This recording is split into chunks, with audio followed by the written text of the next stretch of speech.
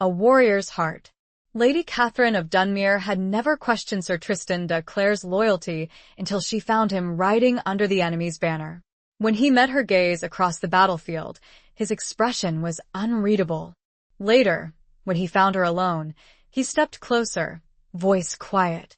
"You think I have betrayed you," he murmured. "But tell me, my lady, would you rather know the truth, or believe the lie?" Chapter 1. The Widow of Whispering Pines. The wind, a mournful sigh through the ancient pines surrounding Dunmere Castle, seemed to carry the echoes of Catherine's grief. It had been 3 years since Lord Edmund, her husband, had fallen in battle, leaving her to rule their lands and raise their young son, Thomas, alone. 3 years since the light had gone out of her world, leaving only the cold, gray stone of duty and the relentless whisper of loneliness. She stood on the battlements, the wind whipping strands of her auburn hair, still threaded with the occasional silver, across her face. The view, usually a comfort, offered no solace today. The rolling hills, once vibrant with life, now seemed as bleak and desolate as her heart. Catherine was no longer the carefree girl who had arrived at Dunmere as a young bride. The years, etched subtly around her emerald eyes and the firm set of her mouth, spoke of a woman forged in the crucible of loss and responsibility. She was tall for a woman, with a regal bearing that belied the tremor of vulnerability she often felt within. Her hands, though slender and elegant, were callous from holding reins and wielding a quill, managing the affairs of the estate with a surprising competence that had surprised even her. She wore a simple gown of deep forest green, the color of her house, its only adornment a silver brooch shaped like a running stag, the symbol of Dunmere. Below, in the courtyard, the daily life of the castle continued. The blacksmith's hammer rang against steel, a rhythmic counterpoint to the mournful wind. Stable boys led horses to and fro, their voices a low murmur in the vast space. Children played a boisterous game near the well, their laughter a jarring contrast to Catherine's mood. She watched them, a faint smile touching her lips. Thomas, her son, was among them, his dark hair a familiar beacon in the crowd. He was 7 now, the age Edmund had been when he'd first been sent to squire. The thought brought a fresh wave of pain. "My lady," a voice said softly behind her. Catherine turned to see Alara, her lady-in-waiting and closest confidant. Alara was a few years younger than Catherine, with a gentle face and kind, brown eyes. She had been with Catherine since before Edmund's death, a steadfast presence in a world that had shifted beneath her feet. "The steward awaits your decision on the grain stores, my lady," Alara said, her voice laced with concern. "And Sir Cullen wishes to speak with you about the patrols." Catherine nodded, pushing her grief aside. Duty called. "I will see them in the solar," she said, her voice regaining its usual firmness. "Tell them I will be there shortly." Alara hesitated. "My lady, are you well?" Catherine managed a weak smile. "As well as can be expected, Alara. Some days are harder than others." Alara nodded, understanding in her eyes. She knew the depth of Catherine's grief, the silent struggle she waged each day.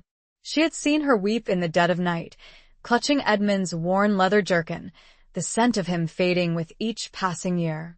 As Catherine descended the stone steps, she thought of the upcoming tournament. The king had decreed a grand tournament to be held at Winchester, a display of strength and unity in these uncertain times. The neighboring lords, including the formidable Lord Markham of Blackwood, would be attending. Markham, a man known for his ambition and ruthlessness, had long coveted the fertile lands of Dunmere. Catherine knew she would have to be wary of him, of his veiled threats and subtle maneuvers. The solar, a smaller, more private room than the great hall, was warmed by a crackling fire. The steward, a thin, anxious man named Master Pym, bowed deeply as she entered.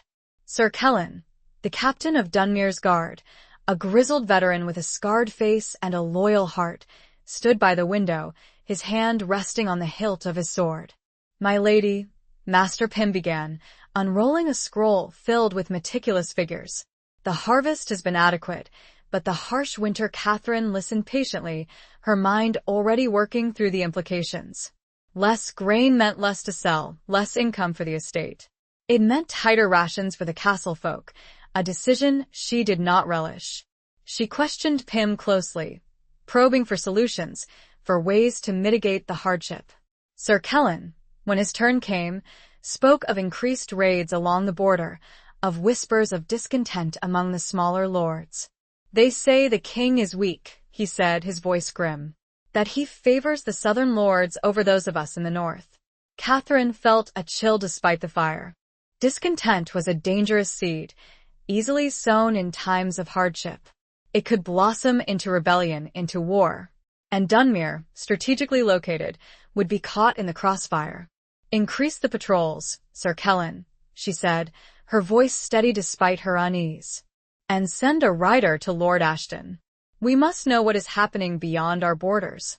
Lord Ashton, a distant cousin and a man of honor, was her closest ally. As the meeting drew to a close, Catherine felt the weight of her responsibilities pressing down on her.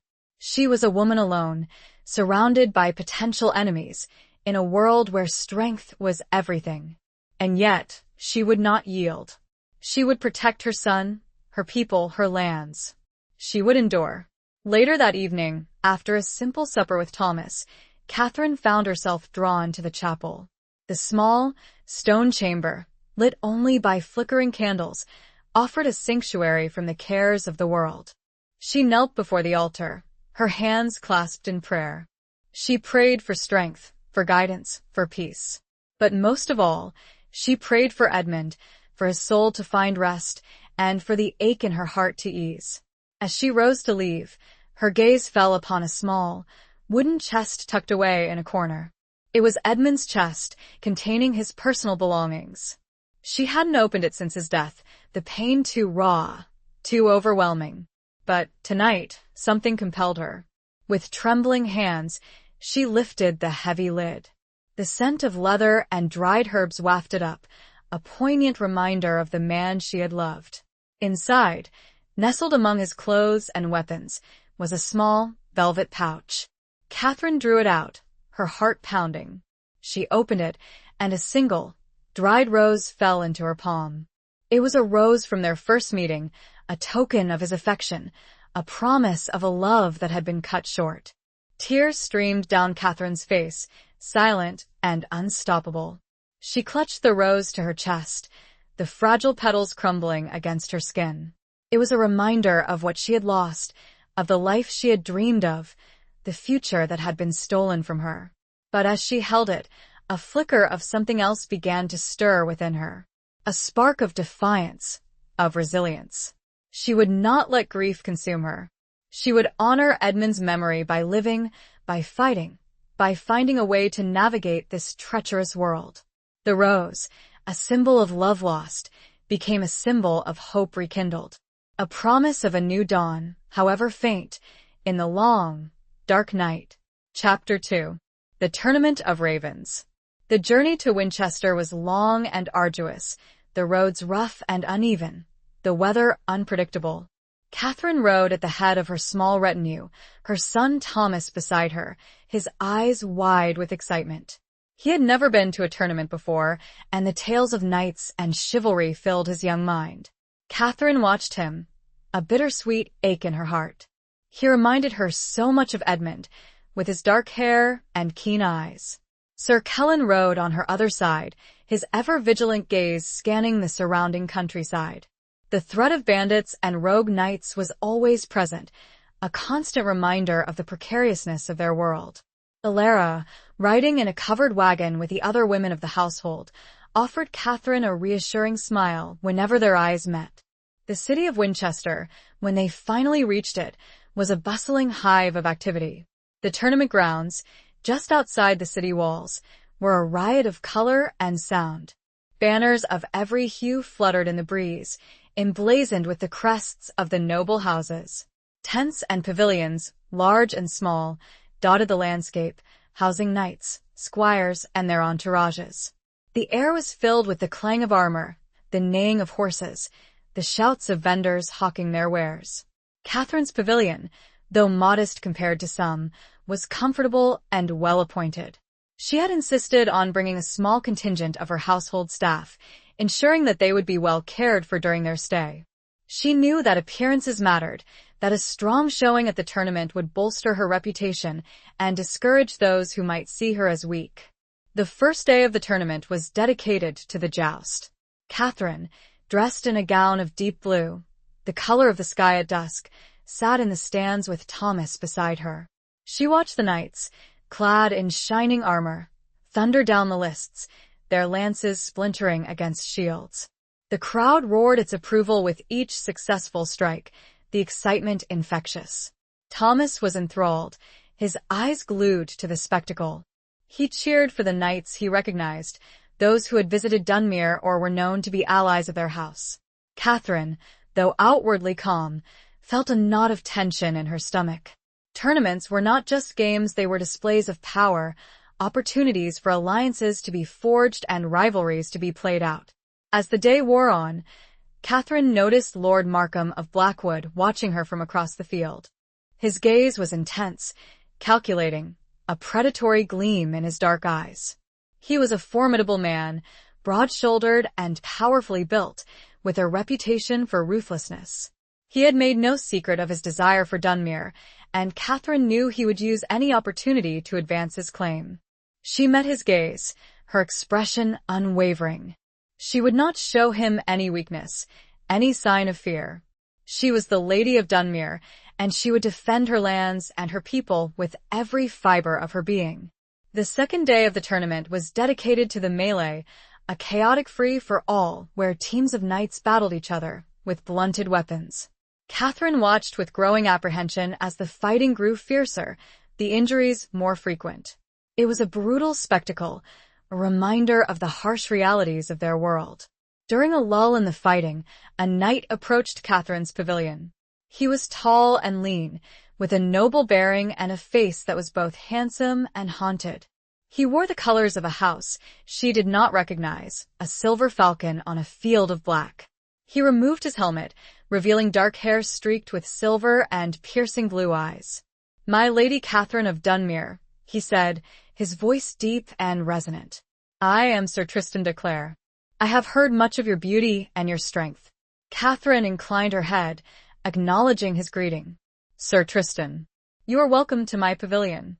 He hesitated, his gaze searching hers. "I have also heard of your loss," he said softly. "I offer my condolences."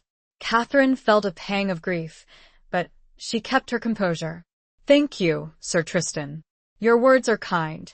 He lingered for a moment, his eyes seeming to penetrate her very soul. "I ride in the service of Lord Ashton," he said finally. "He sends his greetings and his assurances of continued support." Catherine's heart lifted. Lord Ashton's support was invaluable. "Please convey my gratitude to Lord Ashton," she said. "His friendship is a great comfort." Sir Tristan bowed and withdrew, leaving Catherine to ponder his words.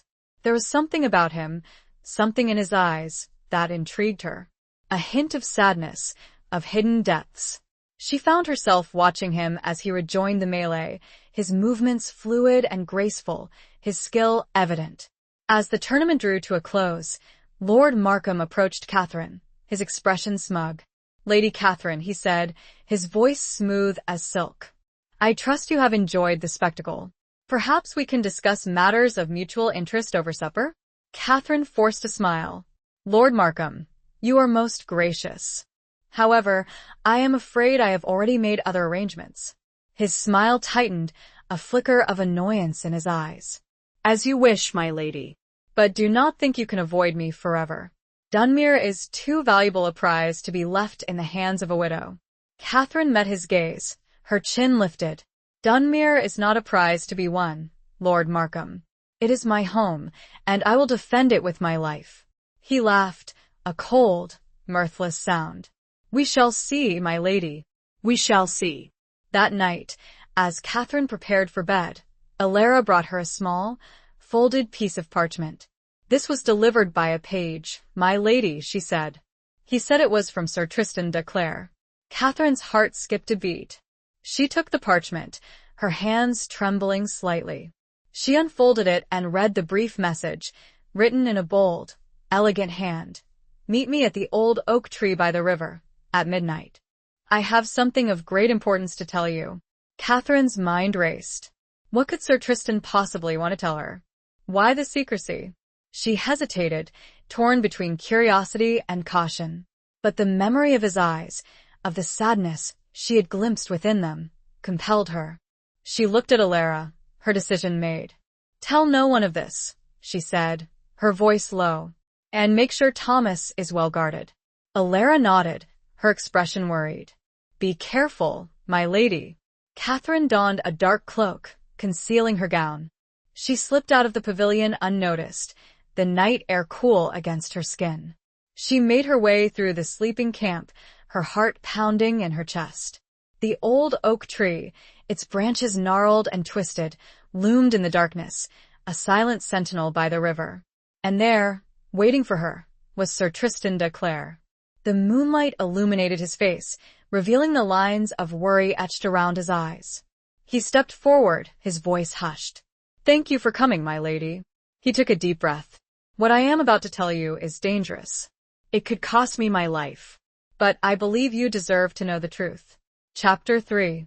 Shadows in the Great Hall. Catherine held her breath, the night air thick with anticipation and a prickle of fear. The river gurgled softly nearby, its sound a counterpoint to the frantic beat of her heart. What truth, Sir Tristan? She asked, her voice barely a whisper. He glanced around, ensuring they were truly alone. The shadows cast by the ancient oak seemed to deepen, shrouding them in secrecy. The truth about your husband's death, he said, his voice low and intense. Catherine felt a jolt, as if struck by lightning. What do you mean? She stammered. He died in battle, against the northern rebels. Tristan shook his head. He died in battle, yes. But not as you were told. He paused, choosing his words carefully. Lord Edmund was betrayed. By someone he trusted. Catherine's mind reeled. Betrayed? By whom? The thought was impossible, unthinkable. Edmund had been loved, respected. He had enemies, yes, but betrayal from within his own ranks? Who? She asked, her voice trembling. Who would betray him? Tristan hesitated again. I cannot tell you that. Not yet. I have no proof, only suspicions. But I have been investigating quietly, and I have found some disturbing clues. He reached into his tunic and pulled out a small, intricately carved wooden box. It was familiar. Catherine recognized it instantly. It was Edmund's box, the one he used to keep his most important documents.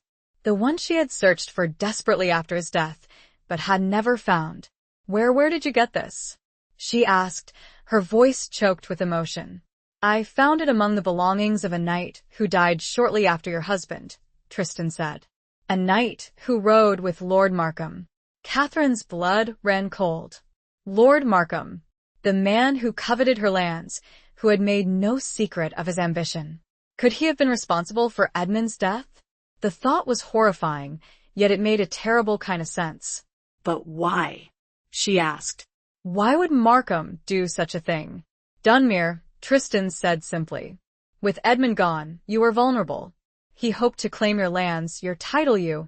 Catherine felt a surge of anger, a fierce protectiveness that overwhelmed her grief. She would not let Markham win. She would not let him desecrate Edmund's memory. What is in the box? She asked, her voice regaining its strength. Tristan opened the box. Inside, nestled among a few faded letters and a lock of Catherine's hair, was a single, rolled-up parchment. Tristan carefully unfurled it. It was a map, a detailed map of Dunmere and the surrounding lands. But there were markings on the map, strange symbols and annotations that Catherine did not recognize. I believe this is a plan, Tristan said. A plan for an invasion. And I believe Lord Markham is behind it. Catherine stared at the map, her mind racing. An invasion? Of Dunmere? It seemed impossible, yet the evidence was right there in front of her. What do we do? She asked, turning to Tristan. We must warn the king. Tristan shook his head. The king is weak. He is surrounded by advisors who are more loyal to Markham than to him. We cannot trust him. Then who can we trust? Catherine asked, desperation creeping into her voice. Tristan met her gaze, his blue eyes filled with a strange intensity. We can trust each other, he said. Catherine felt a flicker of something she hadn't felt in years. A spark of hope, of connection. She looked at Tristan, at his strong, honest face, and she knew, instinctively, that she could trust him. He was a knight, sworn to uphold the ideals of chivalry and honor. And he had risked his life to bring her this information. I will help you, my lady, Tristan said, his voice firm. I will help you uncover the truth and bring Markham to justice. But we must be careful. We must be discreet. One wrong move, and we could both be killed. Catherine nodded, her mind already working, formulating a plan. They would return to Dunmere. They would gather evidence, find allies. They would expose Markham's treachery and protect her lands, her people, her son. As they walked back towards the camp, the first rays of dawn began to paint the sky with hues of pink and gold. The darkness was receding, replaced by the promise of a new day. A day filled with danger, yes, but also with hope. Catherine glanced at Tristan, a silent understanding passing between them. They were bound together now by a shared purpose, a shared secret. They were allies in a dangerous game, a game where the stakes were life and death. Back at her tent, Catherine instructs a surprised but loyal Alara to help her dress in simple, practical clothing suited to riding. She wouldn't attend the closing celebrations. The pretense was unbearable. She needed to reach Dunmere and alert Sir Kellen to prepare for what was to come. As she rode out of the camp, her son asleep, nestled securely behind Sir Kellen, she caught one last, brief glimpse of Sir Tristan. He was mounting his own horse, preparing to follow at a discreet distance. Their eyes met across the distance. He dipped in a subtle, almost imperceivable nod. A sense of urgency, of determination, filled her. The shadows in the great hall of her memory were beginning to dissipate, replaced by the faint glimmer of a fighting chance. The game had begun, and Catherine, the widow of Whispering Pines, was ready to play. Chapter 4. The Falcon's Flight. The journey back to Dunmere was fraught with a tension Catherine had not felt on the way to Winchester. Every rustle of leaves, every distant call of a bird, seemed to carry a hidden threat. She rode close to Sir Kellen, her hand never far from the small dagger she kept hidden beneath her cloak. Thomas, though still young, sensed the change in atmosphere, his usual boisterousness replaced by a quiet watchfulness. Tristan, true to his word, followed at a distance, a silent guardian angel. Catherine caught glimpses of him from time to time, reassuring presence on the horizon. She wondered about his past, about the reasons that had led him to Lord Ashton's service, to this dangerous game of intrigue. There was a sadness about him, a weariness in his eyes, that spoke of battles fought and losses endured.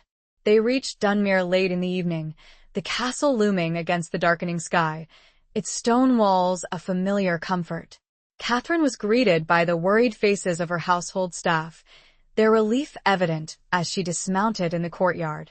She wasted no time. She summoned Sir Kellen and Master Pym to the solar, Alara by her side. She showed them the map, explained Tristan's suspicions, the danger that loomed over them. Sir Kellen, his face grim, examined the map carefully. It is as he says, my lady, he said, pointing to the markings. These are military symbols. They indicate troop movements, fortifications, and invasion route. Master Pym, his usual anxiousness amplified, wrung his hands. But who would dare attack Dunmere? We are loyal to the king. The king's favor is a fickle thing, Master Pym, Catherine said, her voice hard. And Lord Markham has long coveted our lands. Sir Kellen slammed his fist on the table. We will be ready for him, he said, his voice filled with a fierce determination. We will defend Dunmere to the last man. Catherine nodded, her own resolve hardening. We must strengthen our defenses, she said. Increase the patrols, repair the walls, send messengers to our allies. She looked at Alara. And you, my friend, must be my eyes and ears within the castle. I need to know who I can trust, who might be swayed by Markham's gold or promises. Alara, her face pale but resolute, nodded. "I will not fail you, my lady." Over the next few days, Dunmere transformed into a hive of activity. The blacksmith worked day and night, forging new weapons and repairing armor. The men-at-arms drilled tirelessly in the courtyard, their movements sharp and precise. The women of the castle worked alongside them, preparing food, tending to the injured, bolstering the morale of the defenders. Catherine herself was everywhere, overseeing the preparations, offering words of encouragement, her presence a beacon of hope in the growing darkness. She found herself drawing strength from the loyalty and determination of her people. They were not just her subjects, they were her family, her responsibility. And she would not let them down. One evening, as she stood on the battlements, watching the sunset paint the sky with fiery hues, she saw a lone rider approaching the castle. It was Tristan. He was granted entry, and Catherine met him in the courtyard. He looked weary, his clothes travel-stained, but his eyes held the same unwavering intensity. "I have news," he said, his voice low. "Markham is gathering his forces. He plans to attack within the week." Catherine felt a chill, but she did not flinch. "We will be ready," she said. Tristan nodded. "I have sent word to Lord Ashton," he said. "He is raising his own army, but it will take time for him to reach us." "We may not have time," Catherine said, her gaze sweeping across the battlements, the men-at-arms standing guard. Tristan stepped closer, his voice softening. "You are strong, my lady," he said. "Stronger than you know. I have seen it in your eyes, in your spirit. You will not let Dunmere fall." Catherine felt a warmth spread through her, a feeling she hadn't experienced in years. It was more than gratitude, it was a connection, a spark of something deeper. She looked at Tristan, at his honest face, his kind eyes, and she felt a flicker of hope amidst the fear. "We will face this together," she said, her voice firm. He reached out and gently touched her hand, his fingers lingering for a moment. "Together," he repeated, his voice barely a whisper. That night, Catherine couldn't sleep. She tossed and turned, her mind filled with images of war, of destruction, of loss. She thought of Edmund, of the life they had shared, the future that had been stolen from them. She thought of Thomas, of his innocent face, his bright smile. She had to protect him, at all costs. She rose from her bed and walked to the window. The moon was full, casting a silvery glow over the castle grounds. She saw a figure standing alone on the battlements, his silhouette outlined against the night sky. It was Tristan. She wrapped a cloak around her shoulders and went to join him. He turned as she approached, his face etched with worry. "I couldn't sleep," she said, her voice soft. He nodded, understanding in his eyes. "The burden of leadership is a heavy one, my lady." They stood in silence for a moment, the only sound the gentle whisper of the wind. "I am afraid," Catherine confessed, her voice trembling. "Afraid of what is to come, afraid of failing my people."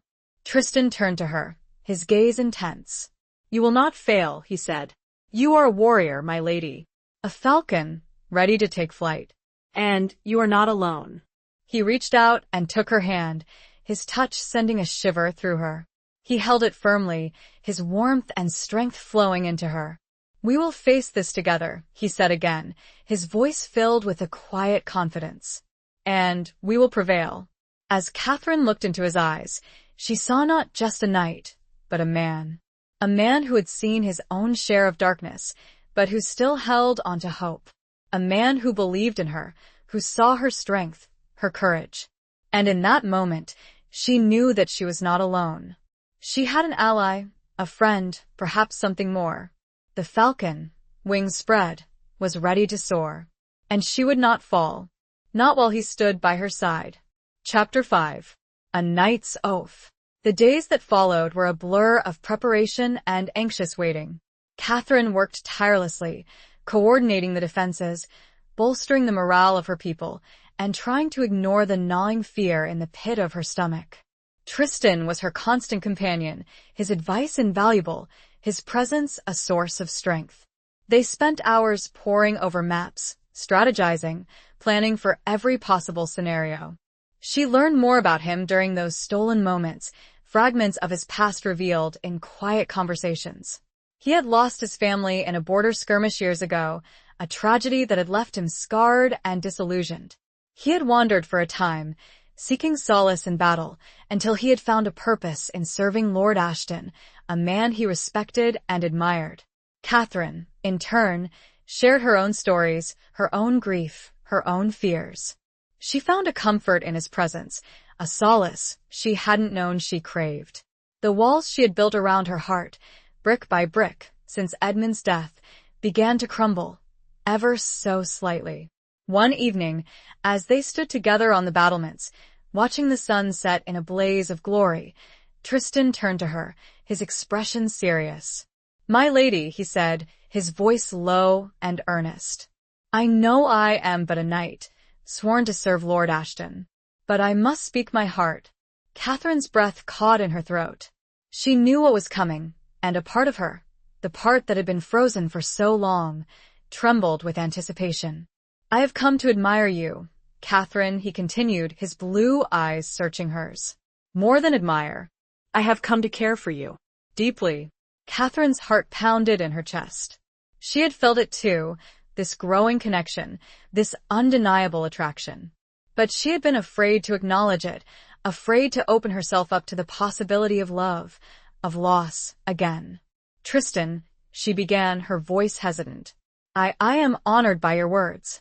But I am a widow, with responsibilities, with a son." He gently placed a finger on her lips, silencing her. "I know," he said, "and I would never ask you to abandon your duties, your son. I only ask for the chance to stand by your side, to protect you, to support you, to love you." Tears welled up in Catherine's eyes, tears of grief, of relief, of a burgeoning hope. She had thought she would never feel this way again, this overwhelming sense of connection, of desire. I care for you too, Tristan," she confessed, her voice trembling. "But it is dangerous. We are in the midst of a war. And you are sworn to another lord." He took her hand, his grip firm and reassuring. "My oath to Lord Ashton is one of loyalty, of service," he said. "But my oath to you would be one of the heart, an oath of love, of devotion, that would transcend all others." He knelt before her, his head bowed, his hand still holding hers. "Lady Catherine of Dunmere," he said, his voice filled with emotion, "I pledge my sword, my life, my heart to you. Will you accept my oath?" Catherine looked down at him, at his noble face, his earnest eyes. She saw a man of honor, a man of courage, a man who had offered her his heart, his soul. And she knew that she could not refuse him. She gently raised him to his feet, her hand cupping his cheek. "I accept your oath, Sir Tristan de Clare," she said, her voice filled with a newfound strength. "And I offer you mine in return, my loyalty, my trust, my love." He leaned in and kissed her, a tender, passionate kiss that sealed their vow. It was a kiss that spoke of shared hopes, shared fears, shared dreams. It was a kiss that defied the darkness that surrounded them, a beacon of light in a world of shadows. As they broke apart, a distant horn blew, a sharp, urgent call. Sir Kellen's voice rang out from the courtyard. "They are here. Markham's army approaches." The moment of peace, of intimacy, was shattered. The reality of their situation crashed down upon them. The war had begun. Catherine and Tristan exchanged a look, a silent understanding passing between them. They were no longer just allies, they were lovers, bound together by an oath that transcended duty, that defied danger. They hurried to the battlements, their hands clasped tightly. The sight that greeted them was daunting. A vast army, bearing the black banners of Lord Markham, stretched across the horizon, a sea of steel and fire. Catherine felt a surge of fear, but she pushed it aside. She was not alone. She had Tristan by her side, her people behind her, and a love that gave her strength. She drew her sword, the steel gleaming in the moonlight. "For Dunmere," she cried, her voice ringing out across the castle walls. "For Dunmere." The cry echoed back, a roar of defiance that shook the very foundations of the castle. The battle was joined. The clash of steel, the screams of the dying, the thunder of hooves filled the air. Catherine fought with a ferocity she hadn't known she possessed, her sword a blur of motion. Tristan was beside her, his own blade a whirlwind of death, protecting her, guiding her, fighting alongside her. As the night wore on, the outcome of the battle hung in the balance. But Catherine did not waver. She had made a knight's oath, and she would keep it until her last breath. The oath had changed everything. Chapter 6. The Whispers of War. The battle raged throughout the night, a brutal, chaotic dance of death. Catherine fought with a courage born of desperation, fueled by her love for her people and her newfound love for Tristan. She saw men fall around her, both friend and foe, their lives extinguished in a flash of steel. The air was thick with the smell of blood and smoke, the screams of the dying mingling with the roar of battle. Tristan was a constant presence at her side, a shield against the storm. He fought with a skill and ferocity that both awed and terrified her. She saw him cut down enemy knights, deflect blows aimed at her, his every movement a testament to his vow, his love. At one point, a hulking knight, bearing Markham's personal crest, charged towards Catherine, his sword raised high. She braced herself for the impact, but Tristan intercepted him, his own blade meeting the knight's with a deafening clang. They fought fiercely, their swords a blur of motion, until Tristan, with a swift, decisive move, disarmed his opponent and plunged his sword into the knight's heart. Catherine watched, her heart pounding, as the knight fell to the ground, his lifeblood staining the earth. She realized, with a chilling certainty, that this was a fight to the death. There would be no mercy, no quarter given. As the night wore on, the tide of the battle began to turn. Dunmere's defenders, though outnumbered, fought with a tenacity that surprised even themselves. They were fighting for their homes, their families, their freedom. And they were inspired by the courage of their lady, who fought alongside them, her spirit unyielding. But Markham's forces were relentless, their numbers seemingly endless. They pressed forward, pushing Dunmere's defenders back towards the castle walls. Catherine saw the fear in the eyes of her men, the exhaustion etched on their faces. She knew they could not hold out much longer. Suddenly, a cry went up from the rear of Markham's army. Reinforcements! Lord Ashton's banners! Catherine's heart leaped with hope. She looked towards the horizon and saw, through the smoke and dust, the familiar colors of Lord Ashton's army, charging towards the battlefield. Tristan, his face grimy with sweat and blood, grinned at her. "We are saved, my lady," he said, his voice hoarse. The arrival of Lord Ashton's forces changed everything. Markham's army, caught between two enemies, began to falter. Their attack lost its momentum. Their ranks began to break. Catherine rallied her men, her voice ringing out across the battlefield. For Dunmere, for Ashton, for victory. Inspired by her courage and the arrival of reinforcements, Dunmere's defenders surged forward, pushing Markham's army back. The fighting was still fierce, but the outcome was no longer in doubt. As the sun began to rise, painting the sky with hues of pink and gold, Markham's army was routed. They fled the battlefield, leaving behind their dead and wounded, their dreams of conquest shattered.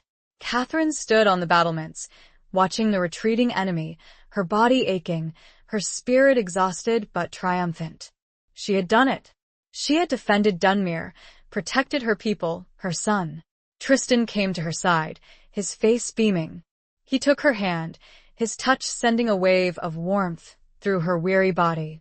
"You did it, my lady," he said, his voice filled with admiration. "You saved Dunmere." Catherine shook her head. "We did it," she said, her voice choked with emotion. Together. They embraced, their bodies clinging together, their hearts beating as one. They had survived the night, the battle, the whispers of war. They had faced death and emerged victorious. But as Catherine looked out over the battlefield, strewn with the bodies of the fallen, she knew that the victory had come at a cost. Many good men had died, their lives sacrificed to protect their homes and their freedom. She felt a profound sadness, a grief that mingled with her relief. She knew that the scars of this battle would remain, both on the land and in her heart. But she also knew that she had found something precious amidst the chaos and destruction. She had found love, a love that had given her strength, a love that had helped her to overcome her fears, a love that would bind her to Tristan forever. The victory was bittersweet, the future still uncertain. But she was not alone. Chapter 7. Beneath the Enemy Banner. The aftermath of the battle was a somber affair. Catherine, despite her exhaustion, oversaw the tending of the wounded, the burial of the dead, the restoration of order within the castle walls. She moved among her people, offering words of comfort, of gratitude, her presence a balm to their shattered spirits. Lord Ashton, a tall, imposing man with a stern face but a kind heart, arrived at Dunmere later that day. He embraced Catherine, his relief evident. "You fought bravely, cousin," he said, his voice gruff with emotion. "You held them off. I am proud of you." Catherine thanked him, her voice choked with tears. "Without your timely arrival, my lord, we would have been lost." Ashton nodded. "Markham is a dangerous man," he said. "He will not give up easily. We must be vigilant." He turned to Tristan, who stood nearby, his expression respectful. "Sir Tristan," he said, "you have proven yourself a loyal and courageous knight. I am in your debt." Tristan bowed. "I did only what was right, my lord," he said. "I serve you, and I serve Lady Catherine." Ashton looked from Tristan to Catherine, a flicker of understanding in his eyes. He had seen the way they looked at each other, the bond that had formed between them. He said nothing, but Catherine knew he had noticed. The days that followed were filled with the grim tasks of rebuilding and recovery. The castle walls were repaired, the wounded were nursed back to health, the dead were mourned. Catherine, despite her own grief and exhaustion, remained strong, her spirit unbroken. But the threat of Markham still loomed large. He had escaped the battle, his whereabouts unknown. Catherine knew he would be plotting his revenge, gathering his forces for another attack. One evening, as Catherine and Tristan walked along the battlements, they saw a lone rider approaching the castle. He was riding under a flag of truce, a white banner fluttering in the breeze. Catherine frowned. Who could that be? She wondered. As the rider drew closer, they recognized him. It was Sir Gareth, one of Markham's most trusted knights. He was a tall, powerfully built man, with a scarred face and a cold, calculating gaze.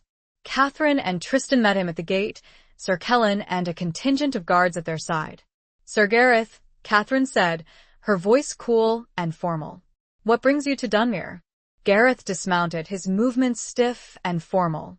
"I come with a message from Lord Markham," he said, his voice devoid of emotion. "He offers terms of surrender." Catherine's eyes narrowed. "Surrender?" she repeated. "After he attacked us, after he tried to take our lands by force?"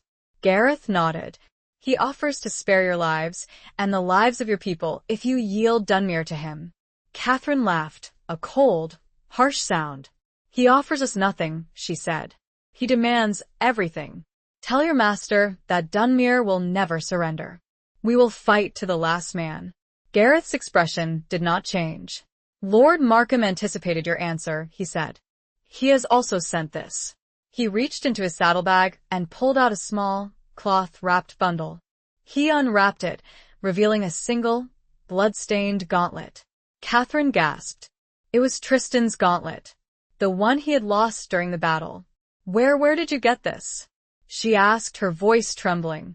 Gareth smiled, a cruel, taunting smile. "Sir Tristan was captured during the battle," he said.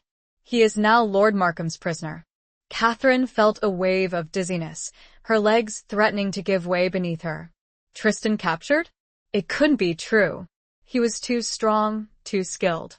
"You lie," she said, her voice shaking. "Tristan would never be taken alive." Gareth shrugged. "Believe what you will, my lady," he said. "But Lord Markham has sent me with a message for you. He demands that you meet him, alone, at the old ruined chapel on the border of your lands. If you do not come, he will kill Sir Tristan. A gasp rose, but Catherine stifled it. He will kill Sir Tristan. Slowly. The messenger finished, his words echoing. Catherine stared at the gauntlet, her mind reeling. She had to save him. She had to. But how? The old ruined chapel. It was a trap, she knew it. But she saw no other choice. Not if she wanted to see Tristan alive again. Chapter 8. The Price of Loyalty. Catherine's mind raced, a whirlwind of fear and desperation. She had to save Tristan, but she knew that walking into Markham's trap was almost certainly a death sentence. Yet, the thought of leaving him to Markham's mercy was unbearable. She looked at Sir Kellen, his face a mask of grim determination. "Prepare a small escort," she said, her voice surprisingly steady. "We ride at dawn." Sir Kellen frowned. "My lady, this is madness," he said. "It is a trap. Markham will not honor his word." "I know," Catherine said, "but I have no choice. I will not abandon Tristan." Alara, who had been standing nearby, stepped forward, her face pale but resolute. "I will go with you, my lady," she said. Catherine shook her head. "No, Alara. You must stay here. You must look after Thomas. If I do not return, you must take him to Lord Ashton. He will protect him." Tears welled up in Alara's eyes, but she nodded, understanding the weight of Catherine's words. Catherine spent the rest of the night preparing. She wrote a letter to Lord Ashton, explaining her decision, and trusting Thomas to his care. She gathered her weapons, her armor, her courage. She prayed for strength, for guidance, for a miracle. As dawn broke, painting the sky with streaks of gray and pink, Catherine rode out of Dunmere, a small, heavily armed escort at her side. She rode not as a queen, but as a warrior, her face set, her eyes determined. The journey to the old ruined chapel was tense and silent.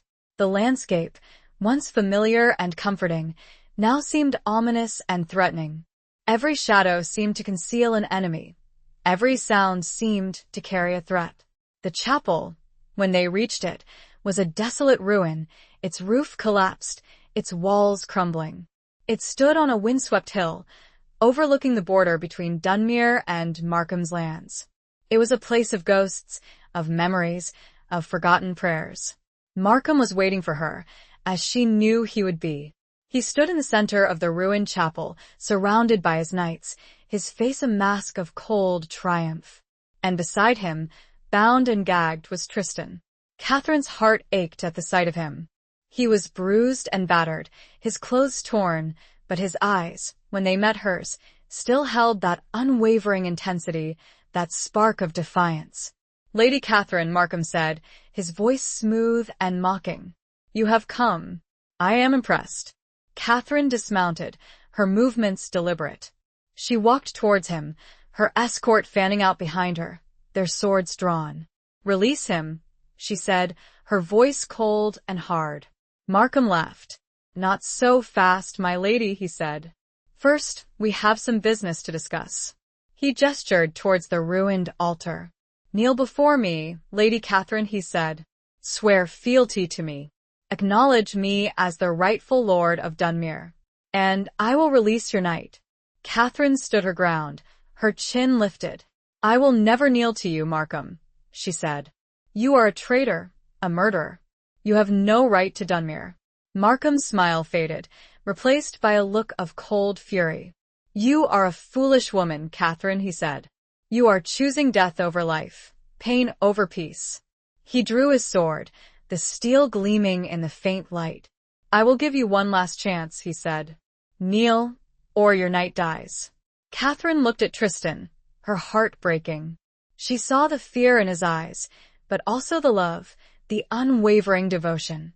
He shook his head slightly, a silent plea for her not to yield. Catherine closed her eyes for a moment, gathering her strength. She had made her choice. She would not betray her people, her honor, her love.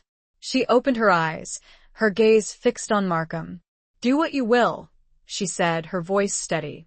"I will never kneel." Markham raised his sword, his face contorted with rage. But before he could strike, a shout rang out from behind him. "Hold!" A figure emerged from the shadows, a figure clad in familiar armor, bearing a familiar crest. It was Sir Gareth, the knight who had delivered Markham's message. But something was different. He was no longer wearing Markham's colors. He was wearing the colors of Lord Ashton.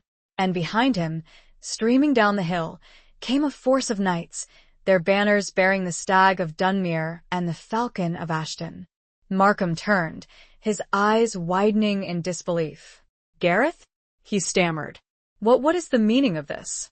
Gareth stepped forward, his sword drawn.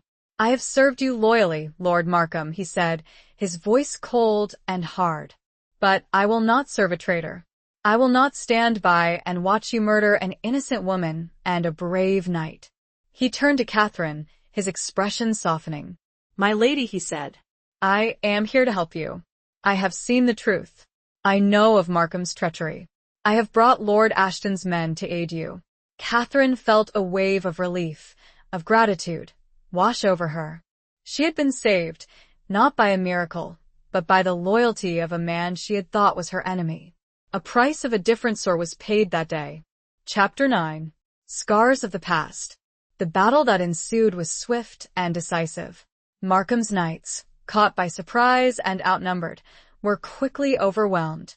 Markham himself fought with a desperate fury, but he was no match for the combined forces of Dunmere, Ashton, and the newly loyal Sir Gareth.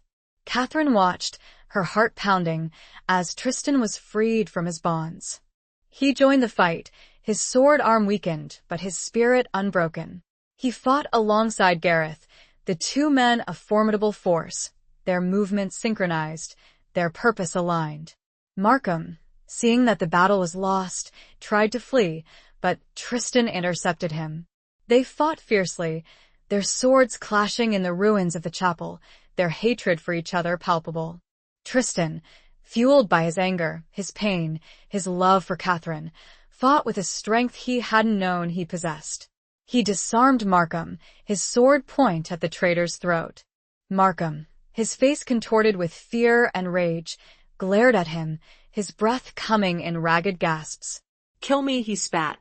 "Do it. You will never have Dunmere. You will never have her." Tristan hesitated, his sword trembling. He looked at Catherine, his eyes searching hers. He saw the pain, the fear, but also the strength, the unwavering resolve. He lowered his sword. "No," he said, his voice hoarse. "I will not kill you. I will not become like you." He stepped back, allowing Markham to rise to his feet. "You will be brought before the king," Tristan said. "You will answer for your crimes. You will face justice." Markham, his spirit broken, his ambition shattered, was taken prisoner. The battle was over. Catherine rushed to Tristan, embracing him fiercely, her tears flowing freely. "You are safe," she whispered, her voice choked with emotion. "You are safe." He held her tightly, his body trembling. "I thought I had lost you," he said, his voice raw. They stood there for a long moment, their hearts beating as one, their love a beacon of hope in the midst of the ruins. Later, as they rode back to Dunmere, Catherine spoke to Gareth, thanking him for his loyalty, his courage. "Why, Sir Gareth?" she asked. "Why did you betray Markham?" Gareth looked at her, his expression somber. "I have served Markham for many years," he said. "I believed in him. I believed in his cause. But I have seen too much bloodshed, too much treachery. I could no longer stand by and watch him commit such evil acts." He paused, his gaze shifting to Tristan. "I saw the way he looked at you, my lady," he said. "I saw the love, the devotion, and I knew that I could not be a part of destroying that." Catherine nodded, understanding in her eyes.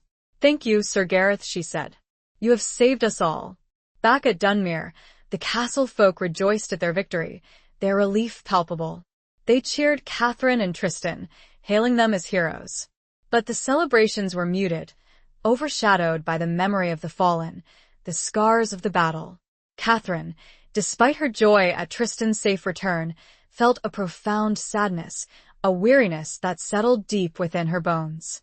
She and Tristan spent the evening alone, sitting by the fire in the solar, their hands clasped tightly. They spoke of the battle, of Markham's treachery, of Gareth's unexpected loyalty. "I have seen so much death," Catherine said, her voice soft. "So much pain. I am tired, Tristan. Tired of fighting." He drew her close, his arms wrapping around her. "I know," he said. "But it is over now. You're safe. We are safe." She leaned her head against his shoulder, finding comfort in his warmth, his strength. "I still carry scars, Tristan," she said. "Scars from the past, scars from Edmund's death. I do not know if I can ever truly heal." He gently stroked her hair, his touch soothing. "Scars are a part of us, Catherine," he said. "They remind us of what we have endured, of what we have overcome. They do not define us. They do not diminish us. They make us stronger." He tilted her chin up, his eyes searching hers. "I have scars too, Catherine," he said. "Scars from my own past, from my own losses. But when I look at you, I see hope. I see a future. I see a love that can heal all wounds." He kissed her, a tender, passionate kiss that spoke of shared pain, shared healing, shared love. It was a kiss that promised a new beginning, a new chapter in their lives. The scars remained, a reminder of the past, but they were no longer a barrier. They were a testament to their resilience, their strength, their love. They were proof that even in the darkest of times, hope could flourish and love could conquer all. Chapter 10. The Serpent's Kiss. The king's justice was swift and harsh. Lord Markham was stripped of his titles, his lands, his wealth. He was sentenced to life imprisonment, his ambition forever thwarted. Catherine, Tristan, and Gareth were summoned to the royal court to give their testimony, to witness the downfall of the man who had caused them so much pain. The journey to the court was a stark contrast to their previous trip to Winchester. They traveled with Lord Ashton's retinue, surrounded by guards, treated with respect and admiration. Catherine, though still wary of the court's intrigues, felt a sense of closure, of justice served. The king, a weak and indecisive man, seemed relieved that the threat of rebellion had been quelled. He thanked Catherine profusely, praising her courage, her loyalty. He offered her rewards, honors, but she declined them, asking only for the continued support of the crown in protecting her lands. Tristan, standing by her side, was also praised for his bravery, his skill. The king offered him a position in the royal guard, a prestigious honor, but Tristan, after a moment's hesitation, declined. "My liege," he said, his voice respectful but firm, "I am sworn to Lord Ashton, and I am bound by a personal oath to Lady Catherine. I wish to remain in their service." The king, somewhat surprised, accepted his decision. Catherine, her heart filled with gratitude and love, squeezed Tristan's hand, a silent acknowledgement of his loyalty. But the court was not without its dangers. Whispers followed them. Envious eyes watched them. Catherine sensed a subtle hostility from some of the courtiers, a resentment of her newfound influence, her close relationship with Lord Ashton. One evening, as Catherine and Tristan were walking in the palace gardens, they were approached by Lady Isolde, a beautiful and ambitious woman known for her sharp wit and her even sharper tongue. She was a distant cousin of the king and a favorite of the court. "Lady Catherine," she said, her voice dripping with honeyed sweetness. "How delightful to see you again. And Sir Tristan, you are quite the hero, are you not?" Catherine, wary of her, offered a polite smile. "Lady Isolde, it is good to see you as well." Isolde's eyes lingered on Tristan, a predatory gleam in their depths. "You have captured the heart of our brave widow, Sir Tristan," she said, her voice laced with a subtle mockery. "A remarkable feat." Tristan, sensing the undercurrent of hostility, remained silent, his expression guarded. "I am fortunate to have found such a loyal and courageous companion," Catherine said, her voice steady. Isolde laughed, a light, tinkling sound that did not reach her eyes. "Indeed," she said. "But be careful, my lady. The court is a dangerous place. Loyalties can shift, and hearts can be fickle." She turned to Tristan, her smile widening. "You are a handsome man, Sir Tristan," she said, "and a skilled warrior. I am sure you have many admirers. Tristan met her gaze, his expression unreadable. "I am devoted to Lady Catherine," he said, his voice firm. Isolde's smile faltered, a flicker of annoyance in her eyes. "Of course," she said. "But devotion can be tested, especially in a place like this." She gave Catherine a final, lingering look, her eyes filled with a veiled threat. "Enjoy your time at court, my lady," she said. "It may be shorter than you think." She turned and walked away, her silk gown rustling softly, leaving Catherine and Tristan alone in the garden. Catherine felt a chill, despite the warm evening air. Isolde's words, her veiled threats, had struck a nerve. She knew that the woman was dangerous, that she was capable of great cruelty. "What did she mean by that?" Catherine asked, her voice troubled. Tristan frowned. "She is a serpent, Catherine," he said. "She enjoys playing games, stirring up trouble. She is jealous of you, of your influence. But what can she do?" Catherine asked. Tristan hesitated. "She has the king's ear," he said.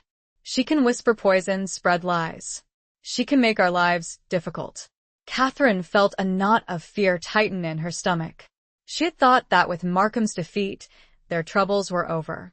But she was beginning to realize that the court was a battlefield of a different kind, a place where words were weapons and smiles could conceal daggers. "We must be careful, Tristan," she said. "We must be vigilant." He nodded, his hand reaching for hers. "We will face this together," he said, his voice reassuring. "We always do." But even his reassurance didn't fully quell the unease. The serpent's kiss had left its mark, a lingering chill that whispered of dangers yet to come. It was a different kind of threat, more subtle but no less deadly. Chapter 11. A Glimmer in the Darkness. The following days at court were a tense and uneasy dance. Catherine and Tristan found themselves constantly under scrutiny, their every move observed, their every word analyzed. Lady Isolde was a constant presence, her sly smiles and veiled comments a constant reminder of the danger she posed. Catherine tried to ignore her, to focus on the positive aspects of their situation. She had secured the king's support, Tristan had been recognized for his bravery, and Markham was no longer a threat. But Isolde's subtle machinations were beginning to take their toll. Rumors began to circulate, whispers that questioned Catherine's loyalty, that hinted at a secret plot against a king. Tristan's past was dredged up, his former service to a minor lord twisted into evidence of disloyalty. Catherine found herself increasingly isolated, her friends at court growing distant, their support wavering. One evening, she received a summons to the king's private chambers. She went alone, her heart pounding with apprehension. The king, surrounded by his advisors, looked pale and agitated. "Lady Catherine," he said, his voice trembling, "I have received disturbing reports. Reports that question your loyalty to the crown." Catherine's breath caught in her throat. "My liege," she said, her voice steady despite her fear. "I am loyal to you. I have proven my loyalty time and again." The king hesitated, his gaze shifting to one of his advisors, a thin, weasel-faced man named Lord Eldred. Eldred was a known ally of Lady Isolde, and Catherine felt a surge of anger. "Lord Eldred has presented evidence," the king continued. "Evidence that suggests you are plotting with Lord Ashton to usurp the throne." Catherine was stunned. "That is a lie," she exclaimed. "I would never betray you, my liege. Lord Ashton is a loyal subject." Lord Eldred stepped forward, his eyes gleaming with malice. "We have intercepted letters," he said, his voice smooth and oily. "Letters between you and Lord Ashton, discussing treasonous plans." He produced a scroll, unrolling it with a flourish. Catherine recognized the parchment, the seal. It was her own stationery. But the words written on it were not hers. "These are forgeries," she cried. "I did not write these letters." The king looked at her, his expression filled with doubt and suspicion. "Can you prove that, Lady Catherine?" he asked. Catherine felt a wave of despair. She had no proof. It was her word against Eldred's, against the forged evidence. And she knew that the king, influenced by Isolde and her allies, was inclined to believe them. "I do not have proof," she admitted, her voice trembling. But I swear on my honor, on my son's life, that I am innocent. The king sighed, his shoulders slumping. I am sorry, Lady Catherine, he said. But I cannot ignore these accusations. I must investigate. He turned to his guards. Take Lady Catherine into custody, he ordered. She will be held until further notice. Catherine's heart sank. She had been betrayed, framed. She was a prisoner in the very court she had come to for justice. As the guards led her away, she caught a glimpse of Lady Isolde standing in the shadows, a smug smile on her face. The serpent had struck, and her venom was potent. Catherine was taken to a small, sparsely furnished room in the palace, a gilded cage. She was allowed no visitors, no communication with the outside world. She was alone, isolated, her future uncertain. She paced the room, her mind racing, trying to find a way out of this predicament. She had to clear her name, expose Isolde's treachery, prove her loyalty. But how? As the hours passed, despair began to creep in. She felt trapped, helpless, abandoned.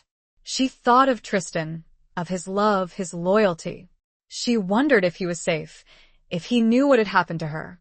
She thought of Thomas, her son, her reason for living. She had to get back to him, to protect him. As darkness fell, Catherine sat on the edge of the bed, her head in her hands. She felt a tear trickle down her cheek, a tear of grief, of frustration, of fear. Suddenly, she heard a faint sound, a scratching at the window. She looked up, her heart pounding. She saw a small, dark shape silhouetted against the moonlight. It was a falcon, a silver falcon. The falcon pecked at the window, its talons scraping against the glass. Catherine recognized it instantly. It was Tristan's falcon, the one he used to send messages. Hope surged through her, a glimmer in the darkness. She rushed to the window, her fingers fumbling with the latch. She opened the window, and the falcon flew inside, landing on her outstretched arm. Attached to its leg was a small, rolled-up piece of parchment. Catherine carefully removed the parchment, her hands trembling. She unrolled it and read the brief message, written in Tristan's familiar hand. I know you are innocent. I will find a way to free you. Trust me. Tears streamed down Catherine's face, tears of relief, of gratitude, of love. She was not alone. Tristan was there, fighting for her. And she would not give up hope. The glimmer was small, but it was enough. It was a promise of light, of rescue, of a future that still held the possibility of happiness.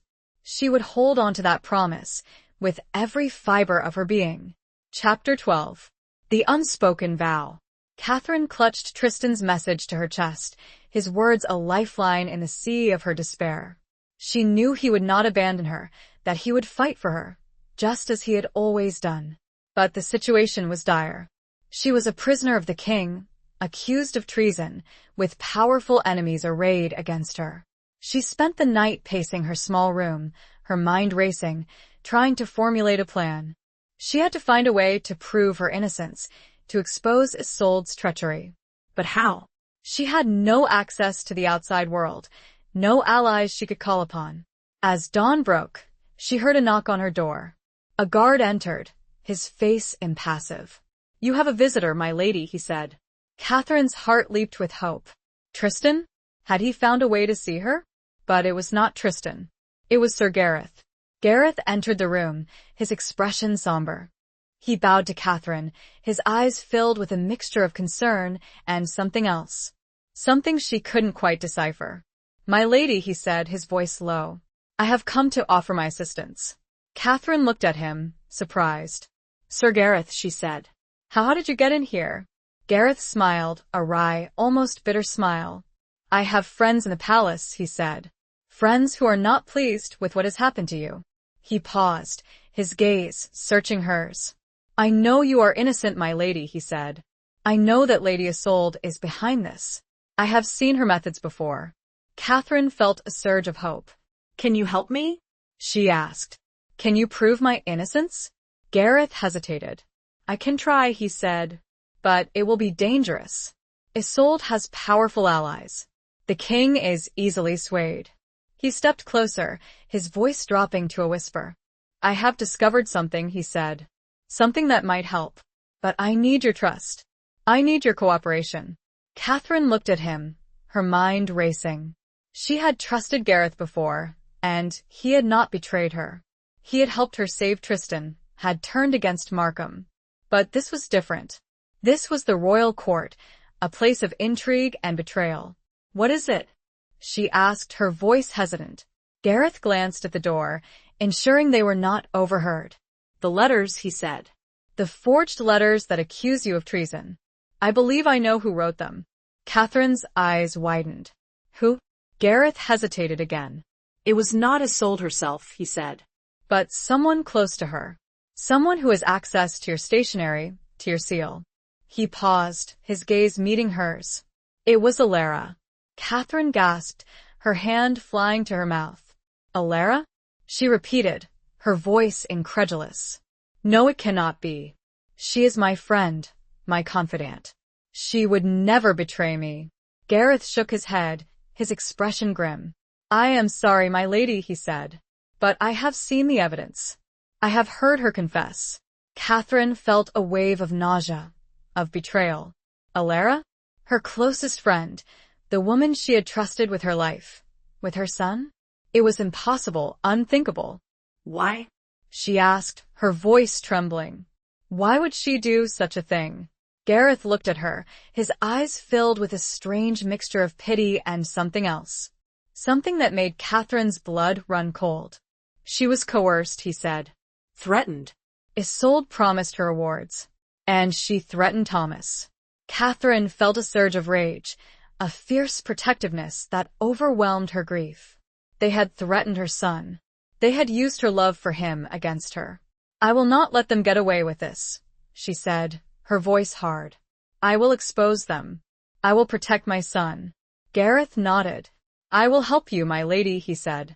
But we must be careful. We must be discreet. One wrong move, and we could both be killed. He outlined his plan, a daring, dangerous scheme to expose Isolde and Alara, to reveal their treachery to the king. It involved secret meetings, forged documents, a risky gamble that could either save her or condemn her forever. Catherine listened, her mind racing. It was a desperate plan, but it was her only hope. As Gareth prepared to leave, he paused at the door, his hand on the latch. He looked at Catherine, his expression unreadable. There is one more thing, my lady, he said, his voice low. Something you should know. He hesitated, his gaze searching hers. Alara, she did not act alone, he said. She had help. Someone who gave her access to your room, to your belongings. Someone who knew your secrets. He paused, his voice dropping to a whisper. It was Tristan. Catherine stared at him, her mind reeling. Tristan? No, it couldn't be. He loved her. He had sworn an oath to her. He would never betray her. You lie, she said, her voice shaking. Tristan would never do such a thing. Gareth shook his head. I wish it were not true, my lady, he said. But I have seen the proof. I have heard him speak of it. He opened the door, he was gone. His words echoed. Tristan. The unspoken vow had been broken. Or had it ever truly existed at all? Catherine felt the world crumble around her. She was alone, truly alone, surrounded by enemies, betrayed by those she had trusted most. The glimmer of hope had been extinguished, replaced by a darkness so profound, so absolute, that she feared she would never escape it. Chapter 13. Beyond the castle walls. Catherine collapsed onto the bed, Gareth's words echoing in her mind, each syllable a hammer blow to her heart. Tristan? A traitor? It was a concept so foreign, so utterly devastating, that her mind struggled to grasp it. The man she loved, the man who had sworn to protect her, had betrayed her? She wanted to scream, to rage, to tear the room apart. But she couldn't. She was trapped, powerless, her every move watched. She had to think, to plan, to find a way to survive this nightmare. But how could she think, when her heart was shattered, her trust destroyed? How could she fight, when the man she had believed in, the man she had given her heart to, had proven to be her enemy?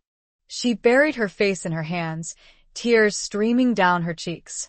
She wept for her lost love, for her shattered dreams, for the future that had been stolen from her.